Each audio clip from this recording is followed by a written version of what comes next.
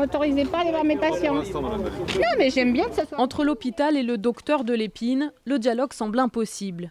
Pour évacuer les 4 parents grévistes de la faim, un quart de CRS a été appelé. Ces familles protestent contre la fermeture du service d'oncologie pédiatrique dirigé par ce docteur bientôt à la retraite. Selon eux, ce service est le seul à ne pas pratiquer les essais thérapeutiques systématiques sur les enfants. Il faut que les mamans, les papas sachent que leurs enfants sont immédiatement mis dans les essais thérapeutiques qui sont des expérimentations génétiques dont on ne connaît ni l'innocuité ni l'efficacité actuellement. C'est une expérimentation, ce sont des enfants cobayes.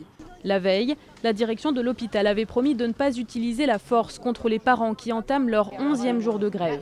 Mais ce matin, le ton change pour éviter tout risque de mise en danger pour eux-mêmes et assurer une bonne prise en charge des autres patients.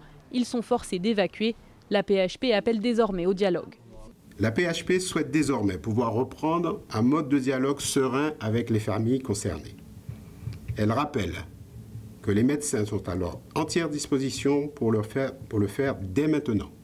Vers 13 h, les parents ont quitté l'hôpital pour se rassembler dans une école mise à disposition par un soutien des familles. Le service d'oncologie pédiatrique devrait être transféré à l'hôpital Ambroise Paré. L'hôpital assure que tous les enfants pourraient y suivre le même traitement.